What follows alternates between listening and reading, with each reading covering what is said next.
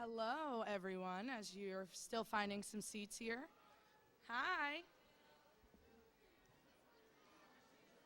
Yes. For those of you who don't know who I am, my name is Mrs. Montana. I'm an upper school AP Language and American Literature teacher. And I'm just going to give you a little kind of introduction to what we're going to be doing today, and we will go from there. So, this weekend is a celebration of an iconic figure in American history, and it's important for us to acknowledge the legacy of Martin Luther King Jr. It's equally important to further the message King embraced and to live by this message every day. What we hope to do today during this activities period is to expose you to some of the voices from history, the present, and the future that reflect the ideals we aspire to instill within our community.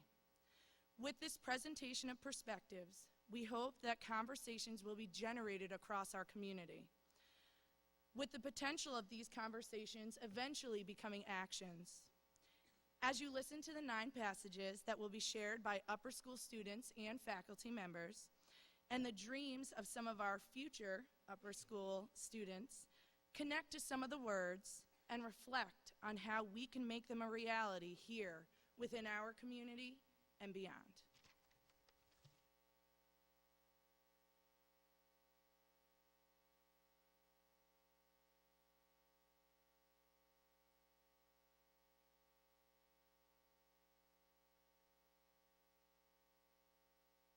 A situation so crisis-packed that it will inevitably open the door to negotiation. I therefore concur with you in your call for negotiation. Too long has our beloved Southland been bogged down in a tragic effort to live in monologue rather than dialogue. We know through painful experience that freedom is never voluntarily given by the oppressor. It must be demanded by the oppressed. Frankly, I have yet to engage in a direct action campaign that was well-timed in the view of those who have not suffered unduly in the disease of segregation. For years now, I have heard the word wait. It rings in the ear of every Negro with piercing familiarity. This wait has almost always meant never. We must come to see, with one of our distinguished jurists, that justice too long delayed is justice denied. We have waited for more than 340 years for our constitutional and God-given rights. The nations of Asia and Africa are moving with jet-like speed toward gaining political independence, but we still creep at horse and buggy pace towards gaining a cup of coffee at a lunch counter. Perhaps it is easy for those who have never felt the stinging darts of segregation to say, wait.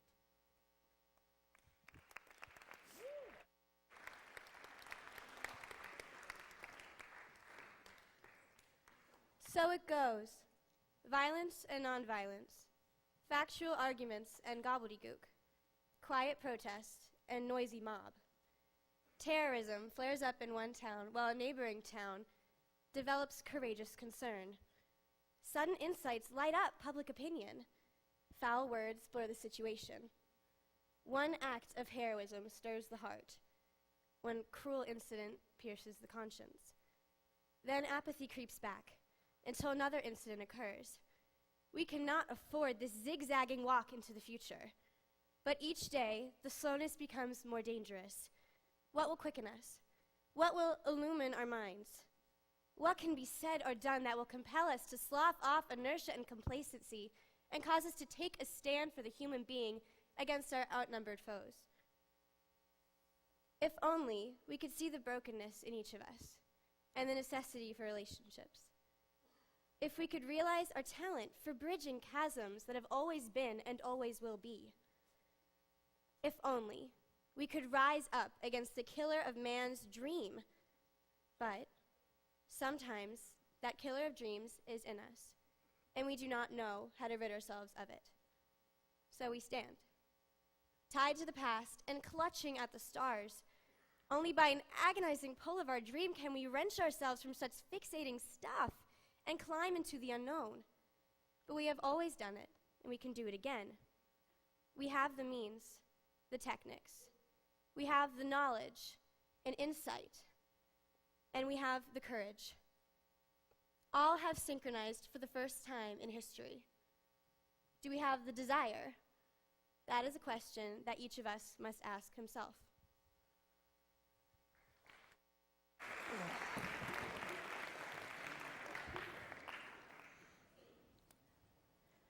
I know that I am now expected to make a bow in the direction of those millions of unremarked, happy marriages all over America. But I am unable, honestly, to do so, because I find nothing whatever in our moral and social climate, and I am now thinking particularly of the state of our children, to bear witness to their existence.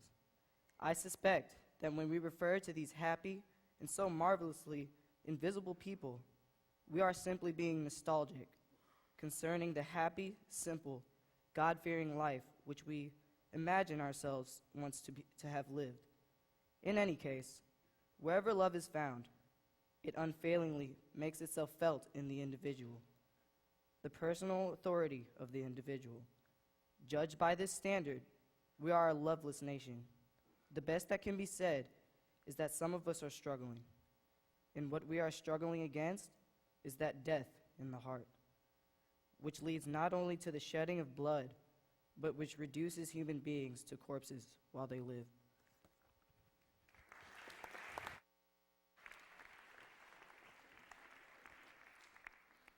I think it is about time that equipped women began to take on some of the ethical questions which a male-dominated culture has produced and dissect and analyze them quite to pieces in a serious fashion.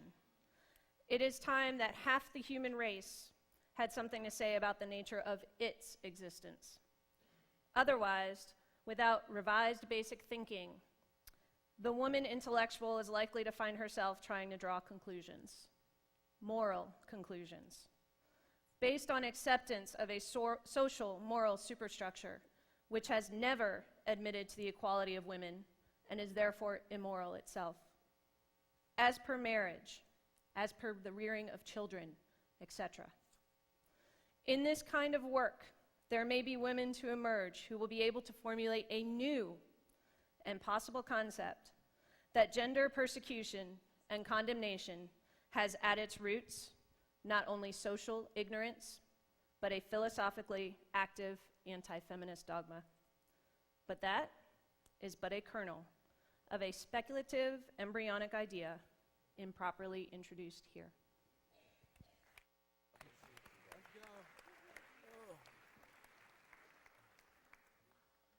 All of our people have the same goals, the same objective. That objective is freedom, justice, equality. All of us want recognition and respect as human beings. We don't want to be integrationists, nor do we want to be separatists. Integration is only a method that is used by some groups to attain freedom, justice, equality, and respect as human beings. Separation is only a method that is used by other groups to attain freedom, justice, equality, or human dignity. Our people have made the mistake of confusing the methods with the objectives. As long as we agree on the objectives, we should never fall out with each other just because we believe in different methods or tactics or strategy to reach a common objective. We have to keep in mind that we are not fighting for integration, nor are we fighting for separation. We are fighting for recognition as human beings. We are fighting for the right to live as free humans in this society. In fact, we are actually fighting for the rights that are even greater than civil rights, and that is human rights.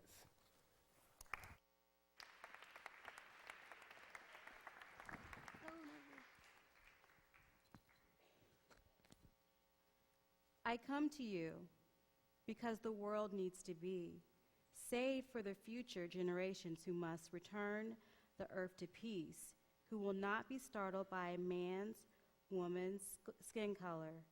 I come to you because the world needs sanity now, needs men and women who will not work to produce nuclear weapons, who will give up their need for excess wealth and learn how to share the world's resources, who will never again, as scientists, invent again just for the sake of inventing. I come to you because we need to turn our eyes to the beauty of this planet, to the bright green laughter of trees, to the beautiful animals waiting to smile their unprostituted smiles. I have come to you to talk about our inexperience at living as human beings, through death marches and camps, through middle passages and slavery, and thundering countries raining hungry faces. I am here between the voices of our ancestors. I am here.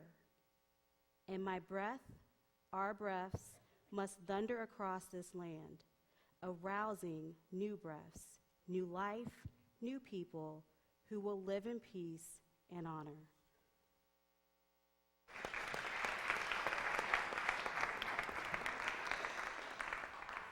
I am an invisible man. No, I am not a spook like those who haunted Edgar Allan Poe, nor am I one of your Hollywood movie ectoplasms. I am a man of substance, of flesh and bone, fiber and liquids, and I might even be said to possess a mind. I am invisible, understand, simply because people refuse to see me. Like the bodiless heads you see sometimes in circus sideshows, it is as though I have been surrounded by mirrors of hard, distorting glass. When they approach me, they see only my surroundings, themselves, or figments of their imagination. Indeed, everything and anything except me.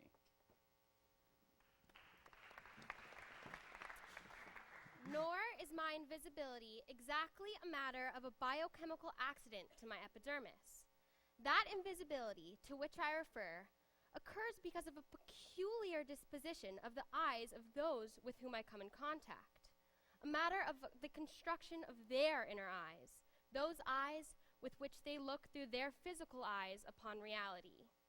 I am not complaining, nor am I protesting either. It is sometimes advantageous to be unseen, although it is most often rather wearing on the nerves. Then, too, you're constantly being bumped up against by those of poor vision. Or again, you often doubt if you really exist. You wonder whether you aren't simply a phantom in other people's minds. It's when you feel like this that out of resentment you begin to bump people back. And let me confess, you feel that way most of the time. You ache with the need to convince yourself that you do exist in the real world, that you're a part of all the sound and anguish. And you strike out with your fist. You curse and you swear to make them recognize you. And alas, it's seldom successful.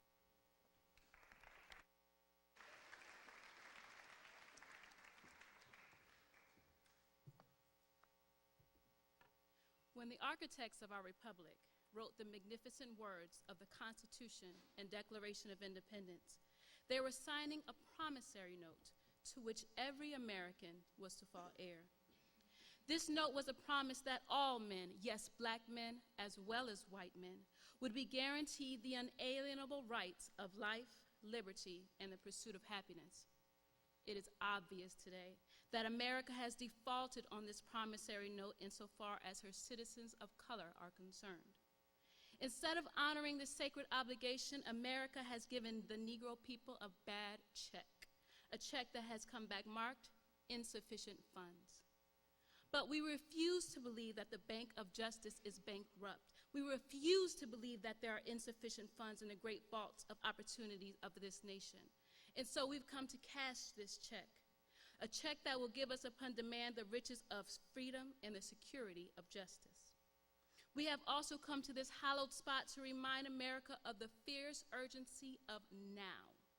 Now is the time to make real the promises of democracy. Now is the time to rise from the dark and desolate valley of segregation to the sunlit path of racial justice. Now is the time to lift our nation from the quicksands of racial injustice to the solid rock of brotherhood. Now is the time to make justice a reality for all of God's children. But there is something I must say to my people who stand on the warm threshold which leads into the palace of justice. In the process of gaining our rightful place, we must not be guilty of wrongful deeds. Let us not seek to satisfy our thirst for freedom by drinking from the cup of bitterness and hatred. We must forever conduct our struggle on the high plane of dignity and discipline.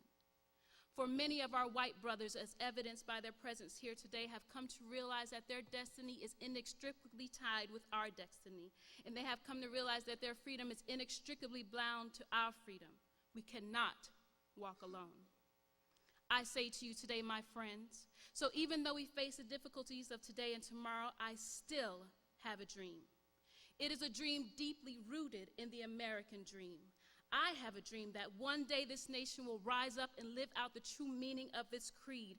We hold these truths to be self-evident, that all men are created equal. I have a dream that my 4 little children will one day live in a nation where they will not be judged by the color of their skin, but by the content of their character. I have a dream today that little black boys and little black girls will be able to join hands with little white boys and little white girls as sisters and brothers. I have a dream today. And if America is to be a great nation, this must become true. And so let freedom ring from the prodigious hilltops of New Hampshire. Let freedom ring from the almighty mountains of New York. Let freedom ring from the heightening Alleghanies of Pennsylvania. Let freedom ring. And when this happens, when we allow freedom to ring, when we let it ring from every village and every hamlet, from every state and every city, we will be able to speed up that day when all of God's children, black men and white men, Jews and Gentiles, Protestants and Catholics, will be able to join hands and sing in the words of the old Negro spiritual, free at last, thank God Almighty, we are free at last.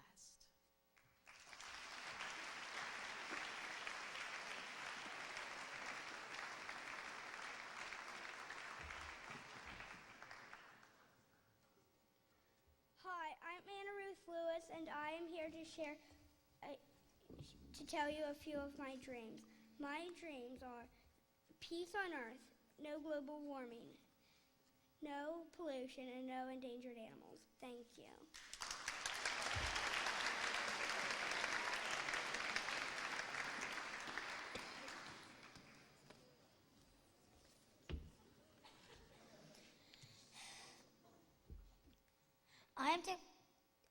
I am Kablam Timur Khan, and my dream is for the world to end wars and make peace throughout the world. It is important because people get hurt protecting us.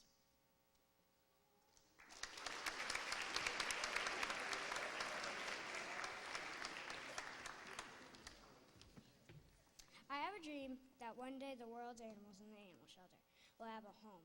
I also hope that all the families with animals will love and care for that special animal.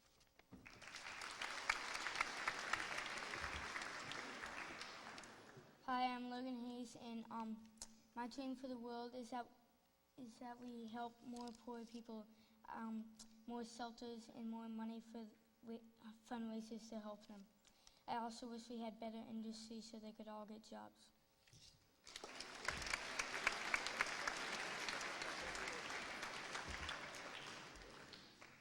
I have a dream that everybody will get along and they will treat each other how they want to be treated. I also have a dream that one day there will be no litter on the ground.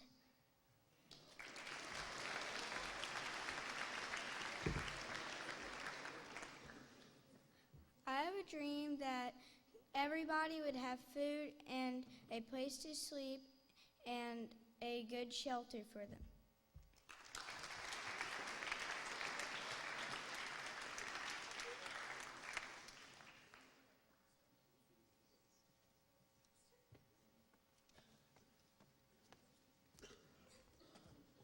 As important as it can be to talk, and as important as it can be to listen, it's just and equally as important to think.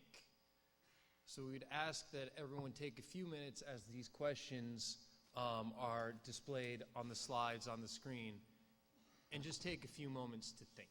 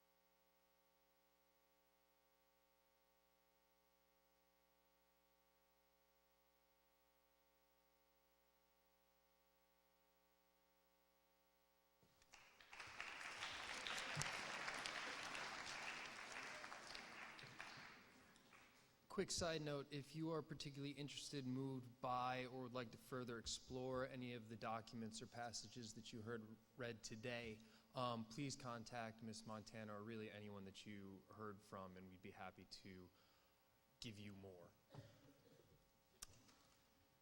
If some of what was said today was uncomfortable or made you feel uncomfortable, then good. Ask yourself why. If you found something inspiration, then good, even better. Ask yourself why, and then go do something about it. If you're sitting there now feeling ambivalent or unaffected, then ask yourself why. We aren't telling you what to think or how to think. We're telling you to listen. Listen to yourself. Listen to others.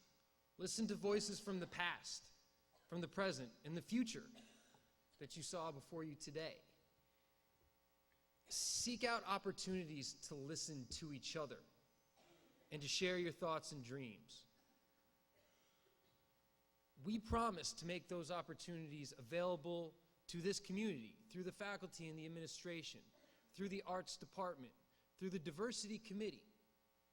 Today starts a process that will include projects, panels, town meetings, and performances.